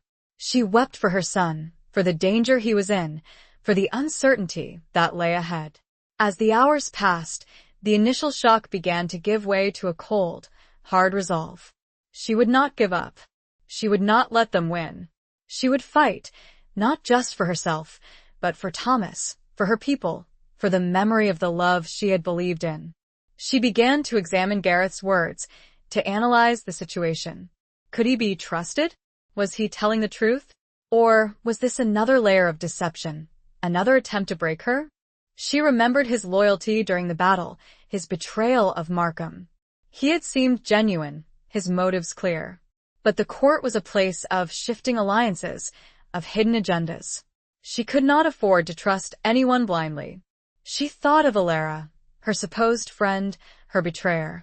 The pain of that betrayal was almost as sharp as the pain of Tristan's supposed treachery. Alara, who had been with her through thick and thin, who had shared her joys and sorrows, who had known her deepest secrets. How could she have done such a thing? And then the most painful thought of all. Tristan. The man she had loved with all her heart, the man who had held her in his arms, who had whispered words of love and devotion. Was it all a lie? Had he been playing her all along? She remembered his kindness, his courage, his unwavering support. She remembered the way he looked at her, the way he touched her, the way he made her feel. Could all of that have been false? She didn't know what to believe anymore. Her world had been turned upside down, her trust shattered. She was alone, adrift in a sea of uncertainty. As night fell, Catherine heard a faint tapping at her window. She froze, her heart pounding. Was it Tristan's falcon again? Or was it another trap? She cautiously approached the window, peering out into the darkness. She saw nothing. Then she heard a voice, a low, familiar voice. "Catherine," it whispered. "It is I, Tristan." Catherine's breath caught in her throat. It was him. But how? And why? She hesitated, torn between hope and fear. Could she trust him? Could she risk opening the window, letting him in? "Catherine," he whispered again, his voice urgent. "Please. "I need to talk to you. I can explain." She made her decision. She had to know the truth, even if it destroyed her. She opened the window, and Tristan slipped inside, his face hidden in the shadows. He was dressed in dark clothing, his sword at his side. "Tristan," she said, her voice trembling. "Well, what are you doing here?" He stepped forward, his face illuminated by the faint moonlight. She saw the pain in his eyes, the desperation. "I came to free you," he said, his voice low. "I know you are innocent." "I know about Isolde, about Alara." Catherine stared at him, her mind reeling. "But Gareth," she said. He said you were involved. He said you betrayed me." Tristan's eyes widened in disbelief. "Gareth?" he repeated. "He told you that?" "He lied, Catherine. He is the traitor. He is working with Isolde." Catherine felt a wave of confusion, of dizziness. "But why?" she asked. "Why would he do that?" Tristan stepped closer, his hand reaching out to touch her, but she flinched away. "I do not know," he said. "But I have proof. I have evidence that will expose them both." He pulled a small, rolled-up parchment from his tunic. "This is a letter," he said. A letter from Isolde to Gareth, outlining their plan. I intercepted it. Catherine looked at the letter, her eyes scanning the words. It was written in Isolde's hand, her signature at the bottom. It detailed the plot to frame Catherine, to use Alara, to manipulate the king. But there was no mention of Tristan. Catherine looked up at him, her eyes filled with a mixture of hope and doubt. "But Gareth said," Tristan shook his head. "He lied, Catherine," he said. "He is trying to turn us against each other. He wants you to distrust me." He stepped closer, his eyes pleading with her. "Believe me, Catherine," he said. "I love you. I would never betray you. I have sworn an oath to you, and I will keep it until my last breath." Catherine looked into his eyes, searching for any sign of deception, any hint of falsehood. She saw only sincerity, only love, only pain. And, in that moment she knew, She knew that Gareth had lied, that Tristan was telling the truth. She reached out and took his hand, her fingers intertwining with his. "I believe you, Tristan," she said, her voice trembling. "I trust you." He pulled her close, embracing her fiercely, his body shaking with relief. "Thank you, Catherine," he whispered. "Thank you for believing in me." They stood there for a long moment, their hearts beating as one, their love a fragile flame in the darkness. They had found each other again, amidst the lies and betrayal. They had a chance, a glimmer of hope. But the danger was still present, the threat still real. They had to escape, to expose the truth, to clear their names. They had to go beyond the castle walls, beyond the reach of their enemies. And they had to do it together. Chapter 14. The Huntress and the Heart. Tristan outlined his plan, a daring escape from the palace, a journey to Lord Ashton's lands, where they could gather support and expose Isolde and Gareth's treachery. It was a risky plan, fraught with danger, but it was their only hope. They slipped out of the palace under cover of darkness, using secret passages and hidden corridors that Tristan had discovered during his time at court. They moved like shadows, silent and swift, avoiding the guards, evading detection. Catherine, though dressed in simple clothing, felt a thrill of exhilaration, a sense of freedom she hadn't experienced since her imprisonment. She was no longer a caged bird, she was a huntress, escaping her captors, seeking justice. Tristan, leading the way, was her guide, her protector, her lover. He moved with a confidence and skill that reassured her, his presence a constant source of strength. They reached the stables, where Tristan had arranged for horses to be waiting. They mounted quickly, silently, and rode out of the palace gates, into the night. As they rode, the city lights fading behind them, Catherine felt a sense of relief, of liberation. She was free, at least for now. But she knew that their journey was far from over. They were being hunted, pursued by powerful enemies. They rode for hours through forests and fields, along hidden paths and forgotten trails. Tristan, familiar with the countryside, guided them expertly, avoiding the main roads, staying out of sight. They stopped only briefly, to rest the horses, to share a meager meal of bread and cheese. They spoke little, their words hushed, their senses alert. They were constantly on guard, listening for any sign of pursuit. As dawn approached, they reached a small, secluded village, nestled in a valley, far from the main roads. Tristan knew the villagers, trusted them. They were loyal to Lord Ashton, and they would offer them shelter and assistance. They were given a small cottage, on the outskirts of the village, a place where they could rest and regroup. Catherine, exhausted from the journey, fell into a deep sleep, her body aching, her mind troubled.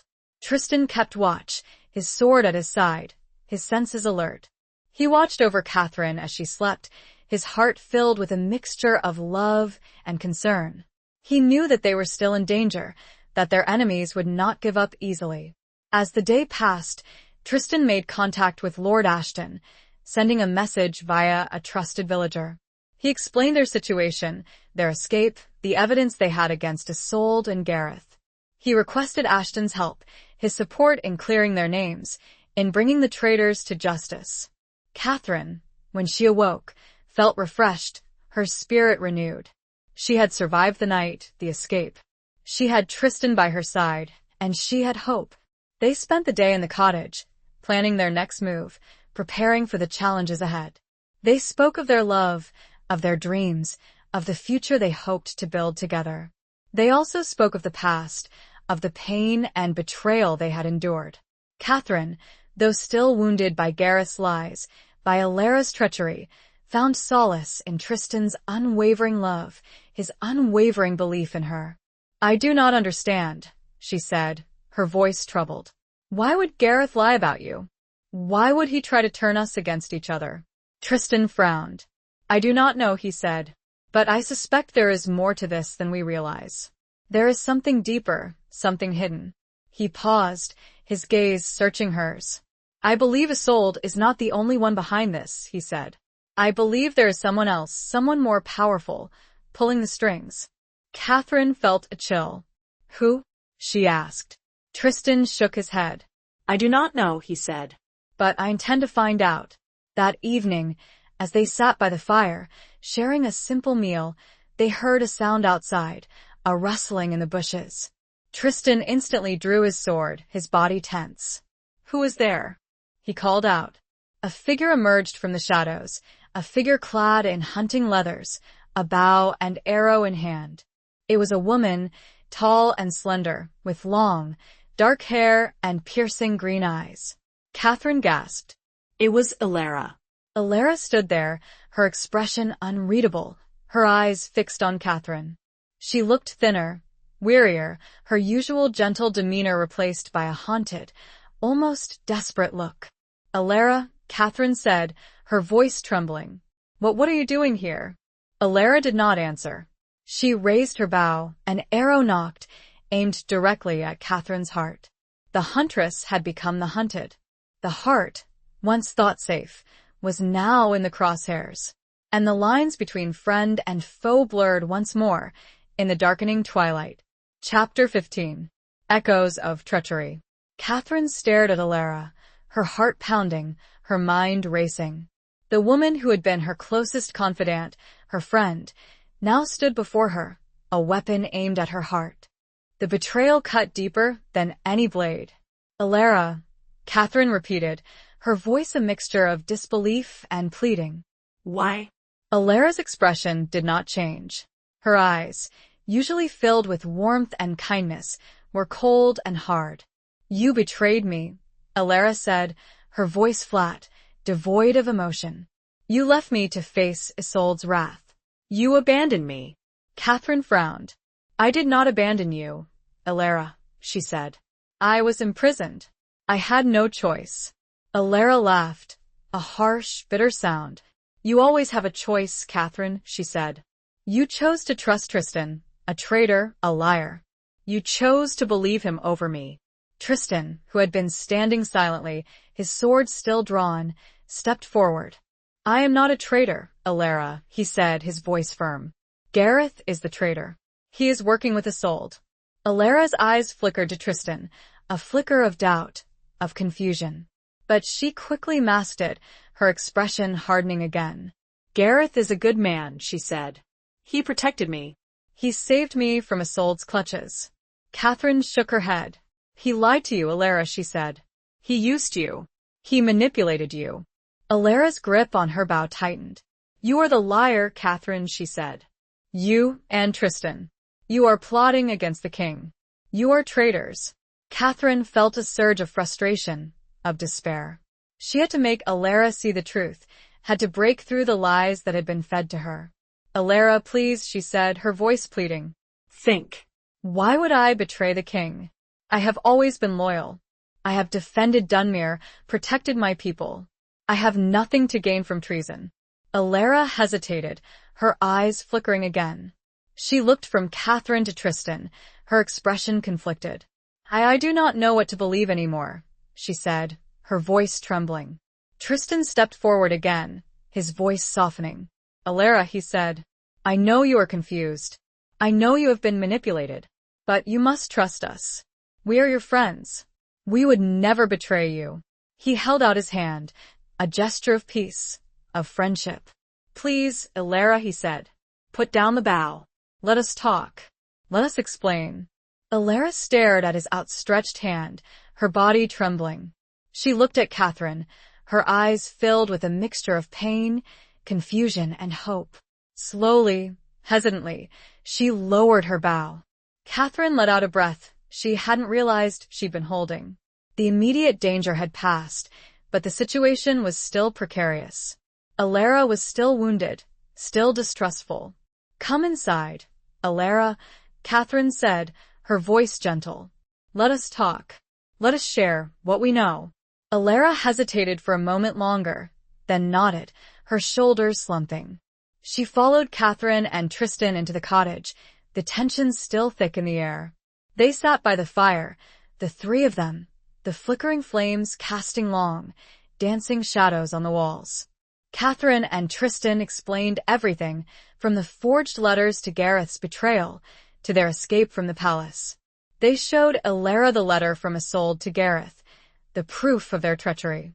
Alara listened, her expression changing from disbelief to confusion to horror. She looked at the letter, her eyes scanning the words, her face paling. I did not know, she whispered, her voice trembling. I believed Gareth. He told me Tristan was the traitor. He said he was protecting me. Tears streamed down her face, tears of grief, of guilt, of betrayal. I have been a fool, she said. I have betrayed you, Catherine. I have betrayed my friend. Catherine reached out and took Alara's hand, her touch gentle. You were manipulated, Alara, she said. You were used. It is not your fault. Alara shook her head. I should have known, she said. I should have trusted you. I should have seen through Gareth's lies. She looked at Tristan, her eyes filled with remorse. I am sorry, Sir Tristan, she said. I misjudged you. I believed the lies. Tristan nodded, his expression understanding. It is all right, Alara, he said. You were deceived. We all were. They spent the rest of the evening talking, sharing their stories, their fears, their hopes. Alara revealed how Gareth had manipulated her, how he had threatened Thomas, how he had made her believe that Catherine and Tristan were traitors. She also revealed something else, something that sent a chill down Catherine's spine. Gareth had not been working alone. He had been receiving orders, instructions from someone else. Someone within the king's inner circle. Someone even more powerful than Isolde. The echoes of treachery were deeper, more far-reaching than they had imagined. The serpent had many heads, and they had only wounded one. The true enemy was still out there, lurking in the shadows, waiting to strike. Chapter 16. The Lioness's Roar. The revelation that Gareth and Isolde were merely pawns in a larger game changed everything. Catherine, Tristan, and Alara knew they were facing an enemy far more powerful, far more dangerous than they had imagined. The question was, who? And why? They spent days poring over every detail, every conversation, every clue, trying to piece together the puzzle. Alara, her guilt and remorse fueling her determination, proved to be an invaluable ally. She knew the inner workings of the court, the secrets and whispers, the hidden alliances. She remembered snippets of conversations, overheard whispers, veiled threats. She remembered Gareth meeting secretly with Lord Eldred, the king's advisor, the man who had presented the forged letters. She remembered Eldred receiving a sealed message from a hooded figure, a figure she could not identify. Catherine, listening to Alara's revelations, felt a growing sense of unease. Lord Eldred? He had always seemed weak, easily swayed. Could he be the master? Alara, her face pale but resolute, led the way, her familiarity with the palace's hidden nooks and crannies proving invaluable. She moved with a quiet confidence, her guilt and remorse fueling her determination to right the wrongs she had been a part of. Tristan, his hand never far from his sword, was their protector, his senses alert, his eyes constantly scanning for any sign of danger. He was a shield against the darkness, his presence a constant reassurance to Catherine. Catherine, despite her fear, felt a surge of adrenaline, a sense of purpose. She was no longer a passive victim, she was an active participant in her own destiny. She was fighting for her life, for her son's future, for the kingdom's stability. They reached the hidden chamber, a small, unassuming room tucked away behind a tapestry in Reginald's private study. Alara carefully manipulated a hidden mechanism, and the tapestry slid open, revealing a narrow doorway. They slipped inside, the door closing silently behind them. The chamber was dimly lit by a single oil lamp, casting long, flickering shadows on the walls. It was a small, sparsely furnished room, with a table, a few chairs, and a chest in one corner. The air was thick with the scent of old parchment and stale incense. It was a place of secrets, of conspiracies, of treachery. They began to search the room, their movements careful and methodical. They examined the table, finding a scattering of documents, letters, and maps. They looked through the chairs, finding nothing of interest. Finally, they turned their attention to the chest. It was locked, but Tristan, using his skills as a warrior, quickly forced it open. Inside, they found a treasure trove of evidence. There were letters from Reginald to various lords, promising them rewards and honors in exchange for their support in his bid for the throne. There were maps detailing troop movements, plans for a coordinated uprising. There were lists of names, allies and enemies, marked for reward or elimination. And there, at the bottom of the chest, was a single, sealed document. Catherine carefully opened it, her hands trembling. It was a royal decree, signed by the king, but with a crucial alteration. The decree named Reginald as the king's heir, effectively disinheriting Thomas and paving the way for Reginald's ascension to the throne.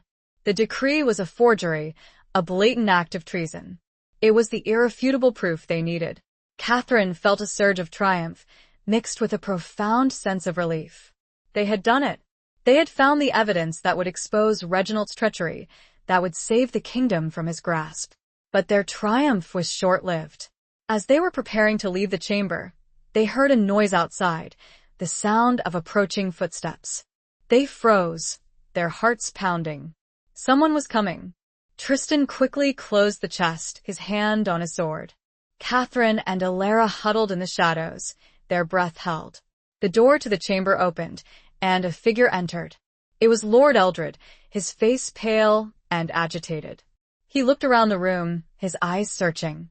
He saw the chest, the disturbed documents on the table. He knew that someone had been there. He turned, his eyes falling on the tapestry, the hidden doorway. He knew. He drew his sword, his face contorted with rage. "Who is there?" he shouted. "Show yourselves." Tristan stepped forward, his sword drawn. "It is over, Eldred," he said, his voice cold and hard. "We know everything." Eldred's eyes widened in fear. He looked from Tristan to Catherine to Alara, his mind racing. He knew he was trapped. You will not get away with this," he stammered. "Lord Reginald," he lunged at Tristan, his sword flashing in the dim light. But Tristan was too quick, too skilled. He parried Eldred's blow, and with a swift, decisive move, disarmed him. Eldred fell to his knees, his face filled with despair. "Please," he begged. "Spare me. I was forced to do it. Reginald, he threatened my family." Catherine stepped forward, her eyes blazing with anger. "You are a traitor, Eldred," she said. "You have betrayed your king, your kingdom. You deserve no mercy." But Tristan held up his hand.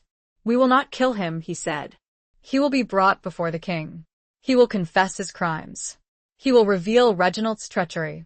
They bound Eldred, gagging him to prevent him from raising the alarm. They knew they had to get out of the palace, to present their evidence to the king before Reginald discovered their actions. As they were leaving the chamber, Catherine paused, her gaze falling on the tapestry that concealed the doorway. It was a beautiful piece of work, depicting a hunting scene, a stag pursued by hounds. But as she looked closer, she noticed something odd. One of the hounds, a small, dark creature, had a familiar marking on its flank. It was the symbol of Lord Markham. Catherine felt a chill. Markham? What was his connection to Reginald? Was it possible that he had been involved in this plot all along? Was his attack on Dunmere not just a grab for power, but a part of a larger, more sinister scheme? The tapestry of lies was even more complex, more intricate, than she had imagined. The threads of treachery ran deep, weaving a web of deceit that spanned years, that encompassed multiple players, that threatened to unravel the very fabric of the kingdom. And she, the huntress, was caught in the middle of it, determined to unravel the truth, no matter the cost. Chapter 18. The Crucible of Faith. With Eldred as their captive and the evidence secured, Catherine, Tristan, and Alara made their way through the secret passages, their hearts pounding with a mixture of fear and anticipation. They had to reach the king, to expose Reginald before he could react, before he could silence them. But as they neared the king's chambers, they encountered a patrol of guards, their faces grim, their swords drawn. The guards were not the usual palace guard, they were Reginald's men, loyal to him, not the king. The captain of the guard, a burly, scarred man, stepped forward. "Halt," he commanded. "In the name of Lord Reginald, you are under arrest." Catherine and Tristan exchanged a look. They were trapped. Reginald knew. He had discovered their actions, and he was moving to eliminate them. Tristan drew his sword, his face set. "We are loyal to the king," he said, his voice firm. "We will not submit to a traitor." The guards attacked, and a fierce battle erupted in the narrow corridor. Tristan fought with a skill and ferocity born of desperation, protecting Catherine and Alara, holding off the guards. Catherine, though not a trained warrior, fought alongside him, using a dagger she had concealed beneath her servant's disguise. She fought with a courage she hadn't known she possessed, fueled by her love for Tristan, her determination to protect her son, her kingdom. Alara, too, joined the fight, using her knowledge of the palace's hidden passages to their advantage, leading the guards into traps, disorienting them, creating opportunities for Tristan and Catherine to strike. But the guards were too many, too well armed. Tristan, though a skilled swordsman, was beginning to tire. Catherine was wounded, a shallow cut on her arm, but enough to weaken her. They were being pushed back, cornered, their situation growing increasingly desperate. Suddenly, a voice rang out, a familiar voice, filled with authority and command. "Hold! Stop this fighting!" The guards hesitated, their attack faltering. A figure emerged from the shadows, a figure clad in royal armor, the king's crest emblazoned on his chest. It was the king himself, his face pale but resolute, his eyes filled with a newfound determination. Behind him came a contingent of guards, the royal guard, loyal to him, not Reginald. The king looked at Catherine, at Tristan, at Alara, his gaze sweeping over the scene of the battle. He saw Eldred, bound and gagged, lying on the floor. "What is the meaning of this?" he demanded, his voice trembling. Catherine stepped forward, her voice clear and strong. "My liege," she said, "we have uncovered a plot, a treasonous plot against you, against the kingdom. Lord Reginald is the traitor. He seeks to usurp your throne." She presented the evidence, the letters, the maps, the forged decree. She explained everything: Reginald's manipulation, his use of Isolde and Gareth, his plan to destabilize the kingdom and seize power. The king listened, his expression changing from disbelief to horror to anger. He examined the evidence, his hands trembling. He recognized the forged decree, the blatant act of treason. He looked at Reginald's guards, their faces filled with confusion and fear. He looked at his own royal guard, their faces loyal and determined. He looked at Eldred, his former advisor, now a confessed traitor. "Eldred," he said, his voice cold and hard. "Is this true? Did you betray me? Did you conspire with Reginald?" Eldred, his spirit broken, his ambition shattered, nodded, tears streaming down his face. "Yes, my liege," he whispered. "I did. I am guilty." The king turned to his royal guard. "Arrest these men," he commanded, gesturing to Reginald's guards. "They are traitors. They will be tried for their crimes." The guards, relieved to be on the right side of the conflict, obeyed, disarming Reginald's men, taking them into custody. The king then turned to Catherine, his eyes filled with gratitude and remorse. "Lady Catherine," he said, his voice choked with emotion, "I have wronged you. I have doubted you. I have listened to lies. I am deeply sorry." He paused, his gaze shifting to Tristan. "And you, Sir Tristan," he said, "you have proven your loyalty, your courage, your devotion. I am in your debt." Catherine and Tristan bowed, their hearts filled with relief and gratitude. They had done it. They had exposed Reginald's treachery, saved the kingdom, cleared their names. But the battle was not over. Reginald was still at large, and he would not give up easily. He would fight, he would scheme, he would do anything to regain his power. The king, his faith in his own judgment shattered, his trust in his advisors broken, turned to Catherine.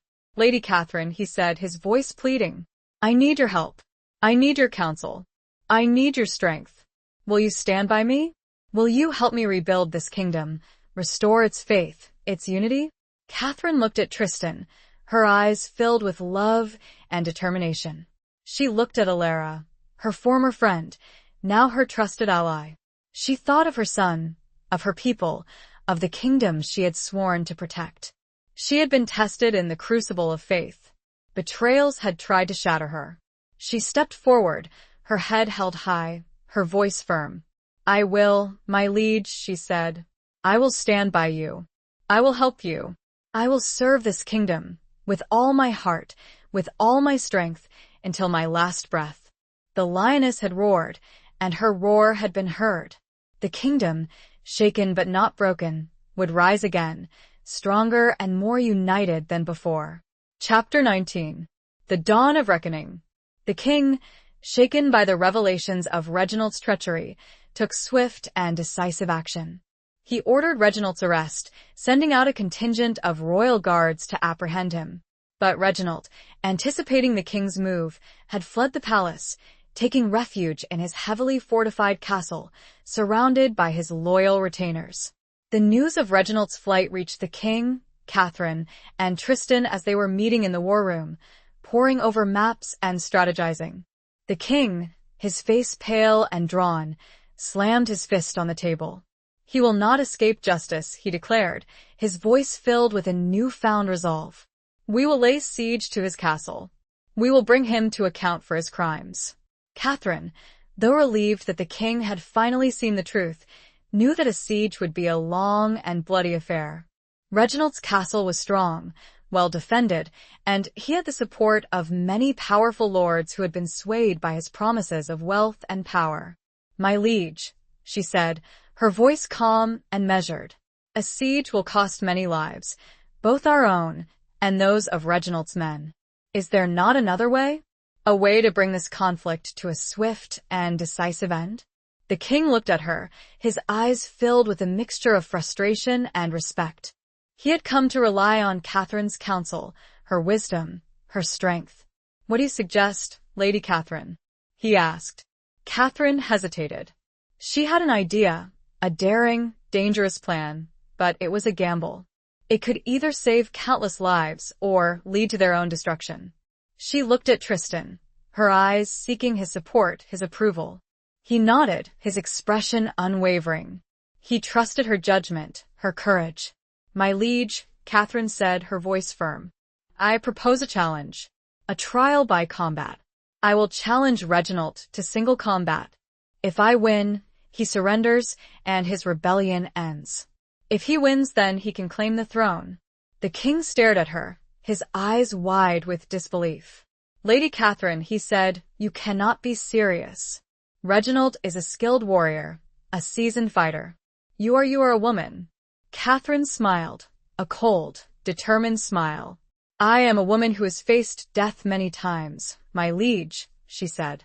"I am a woman who has defended her home, her people, her son. I am not afraid of Reginald." She paused, her gaze sweeping across the room, meeting the eyes of the assembled lords and advisors. "I am the Lady of Dunmere," she said, her voice ringing with authority.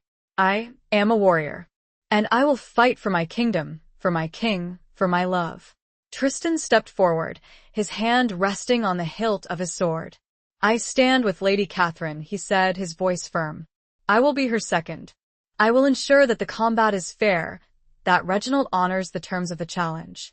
The king hesitated, his mind wrestling with the implications of Catherine's proposal. It was unconventional, unprecedented, but it was also a bold, courageous move, one that could potentially save countless lives.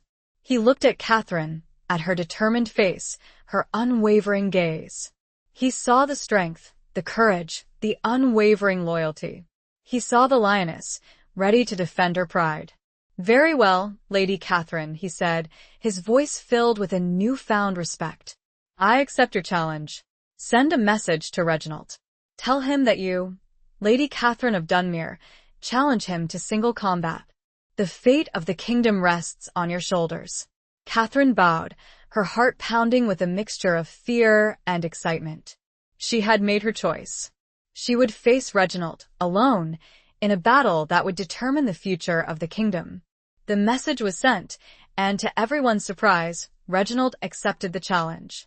He was arrogant, confident in his own abilities, and he saw this as an opportunity to eliminate Catherine, his most formidable opponent, in a single, decisive blow. The trial by combat was set to take place the following day, at dawn, on a field outside Reginald's castle. The two armies, the king's and Reginald's, would stand witness, their fate hanging in the balance. Catherine spent the night preparing, both physically and mentally. She honed her skills with the sword, practicing with Tristan, pushing herself to her limits. She prayed for strength, for guidance, for victory. She also spent time with Tristan, their love a beacon of hope in the darkness. They spoke of their dreams, of their future, of the life they hoped to build together, once this conflict was over. "I am afraid, Tristan," she confessed, her voice trembling. Afraid of failing, afraid of dying. He held her close, his arms wrapping around her, his warmth and strength comforting her. "You will not fail, Catherine," he said, his voice firm. "You are the strongest woman I know. You are a warrior.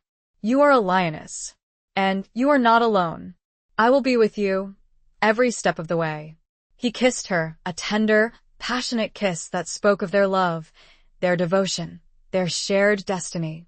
It was a kiss that sealed their bond, that gave her the strength she needed to face the dawn, to face Reginald, to face her fate. The dawn of reckoning had arrived, and Catherine, the widow of Whispering Pines, the Lady of Dunmere, the lioness, was ready to fight. Chapter 20. The Heart's Citadel. The dawn broke cold and gray, the sky a canvas of muted colors. The field outside Reginald's castle was a scene of tense anticipation. The two armies, the king's and Reginald's, stood facing each other, their banners fluttering in the breeze, their weapons gleaming in the faint light. The air was thick with the scent of dew-covered grass and the palpable tension of impending conflict. In the center of the field, a small, circular area had been marked off, the designated space for the trial by combat. Catherine, clad in leather armor, her sword at her side, stood waiting, her heart pounding, her mind focused. She looked across the field at Reginald, who was also dressed for battle, his face a mask of cold arrogance, his eyes filled with a predatory gleam. Tristan stood beside Catherine, his hand resting on her shoulder, his presence a constant source of strength and reassurance.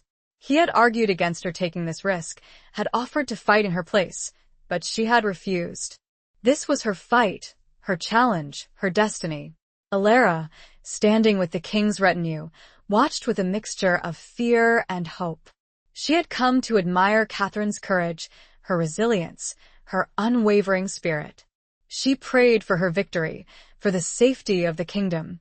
The king, his face pale but resolute, stepped forward, raising his hand for silence. "Lords and ladies, knights and soldiers," he announced, his voice ringing across the field. "We are gathered here today to witness a trial by combat. Lady Catherine of Dunmere has challenged Lord Reginald, accusing him of treason against the crown. The outcome of this combat will determine the fate of this kingdom." He paused, his gaze sweeping across the assembled armies. "Let the combat begin." Catherine and Reginald stepped into the circle, their swords drawn. They circled each other, their eyes locked, their movements cautious and deliberate. The silence was deafening, broken only by the rustling of the wind and the occasional clang of armor. Reginald, confident in his superior strength and skill, attacked first, his sword a blur of motion. Catherine parried his blows, deflecting his attacks, her movements fluid and graceful. She was smaller, lighter, but she was also quicker, more agile. They fought fiercely, their swords clashing, sparks flying. Reginald, driven by his ambition, his lust for power, fought with a ruthless aggression. Catherine, fueled by her love for her son, her people, her kingdom, fought with a courage and determination that surprised even herself. She remembered Tristan's words, his belief in her, his love for her. She remembered her son's face, his innocent eyes, his bright smile. She remembered her people, their loyalty, their trust, their hope. She would not fail them. She would not let Reginald win. She fought with a skill she hadn't known she possessed, drawing on reserves of strength she hadn't known she had. She parried, she thrust, she dodged, she weaved. She was a whirlwind of motion, a force of nature, a lioness defending her pride. Reginald, growing frustrated by her resilience, her unwavering defense, began to make mistakes. He overextended, he left himself open, he underestimated her. Catherine saw her opportunity. With a swift, decisive move, she disarmed him, her sword point at his throat. The silence that followed was absolute. The two armies watched, breathless, their fate hanging in the balance. Reginald, his face contorted with rage and disbelief, glared at Catherine, his breath coming in ragged gasps. "Kill me," he spat. "Do it. You will never rule this kingdom. You are a woman. You are weak." Catherine looked at him, her eyes filled with a mixture of pity and contempt. She had him at her mercy. She could end his life, end his threat, with a single stroke. But she hesitated. She looked at Tristan, his face filled with a mixture of pride and concern. She looked at the king, his expression hopeful, expectant. She looked at the assembled armies, their faces a tapestry of emotions. She lowered her sword. "No," she said, her voice clear and strong. "I will not kill you. I will not become like you." She stepped back, allowing Reginald to rise to his feet. "You will be brought before the king," she said. "You will face justice. You will answer for your crimes." Reginald, his spirit broken, his ambition shattered, did not resist. He was taken prisoner by the king's guards, his rebellion crushed, his dreams of power turned to dust. Catherine, her body aching, her spirit exhausted but triumphant, was hailed as a hero. The king's army cheered her, their voices echoing across the field. The Lady of Dunmere, the lioness, had saved the kingdom. Tristan rushed to her side, embracing her fiercely, his tears flowing freely. "You did it, Catherine," he whispered, his voice choked with emotion. "You saved us all." They stood there for a long moment, their hearts beating as one, their love a beacon of hope in the aftermath of the battle. The kingdom was safe, the treachery exposed, the future uncertain, but filled with promise. Catherine, the widow of Whispering Pines, had found her strength, her courage, her love. She had built her heart's citadel, a fortress of resilience, of loyalty, of unwavering devotion. And she would rule, not with fear or force, but with wisdom, with compassion, with love. The heart citadel was stronger than any castle wall. Epilogue. The years that followed were a time of healing and rebuilding. The kingdom, scarred by Reginald's treachery and the subsequent conflict, slowly recovered. The king, guided by Catherine's wisdom and counsel, implemented reforms, fostered unity, and restored faith in the crown. Lord Reginald was tried for his crimes and sentenced to life imprisonment. Isolde, stripped of her titles and banished from court, faded into obscurity. Eldred, his spirit broken, confessed his role in the plot and was granted a measure of leniency, serving a long penance in a remote monastery. Catherine, hailed as a hero, was offered a position on the king's council, a testament to her wisdom and her strength. She accepted, using her influence to advocate for justice, for fairness, for the well-being of the people. She also, finally, married Tristan. Their wedding, a grand affair held in the restored Great Hall of Dunmere Castle, was a celebration of their love, their loyalty, their triumph over adversity. It was a symbol of hope, of new beginnings, of a future filled with promise. Thomas, now a young man, stood proudly by his mother's side, his eyes filled with admiration and love. He had inherited his father's courage and his mother's wisdom, and he was destined to become a great leader, a worthy heir to Dunmere. Alara, forgiven for her role in the conspiracy, remained at Catherine's side, her loyalty unwavering, her friendship restored. She had learned a painful lesson, but she had also found redemption, a second chance at a life of purpose and meaning. As the years passed, Catherine and Tristan ruled Dunmere together, their love a constant source of strength and inspiration. They welcomed children into their lives, filling the castle with laughter and joy. They fostered a sense of community, of unity, of shared purpose among their people. Catherine, though she never forgot the pain and betrayal she had endured, found peace and happiness in her new life. She had faced her demons, conquered her fears, and emerged stronger, wiser, more compassionate. She often walked the battlements of Dunmere, the wind whipping through her hair, her gaze sweeping across the rolling hills, the forests, the fields. She remembered the battles she had fought, the losses she had endured, the love she had found. She remembered Edmund, her first love, the father of her son. She remembered Reginald, the traitor who had threatened her kingdom. She remembered Isolde, the serpent who had tried to destroy her. She remembered Alara, the friend who had betrayed her and then redeemed herself. And she remembered Tristan, her knight, her love, her partner in life. He was her strength, her anchor, her constant companion.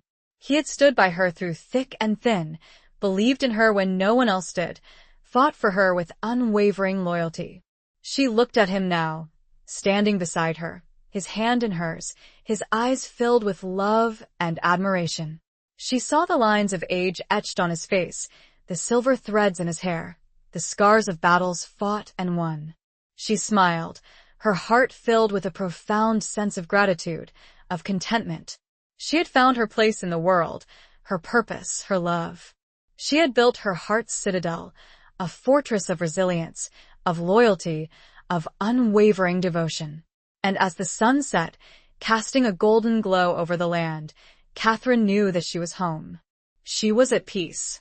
She was loved. And she was ready for whatever the future held, knowing that together, she and Tristan could face anything. The heart citadel, built on love and trust, would stand strong forever. The end.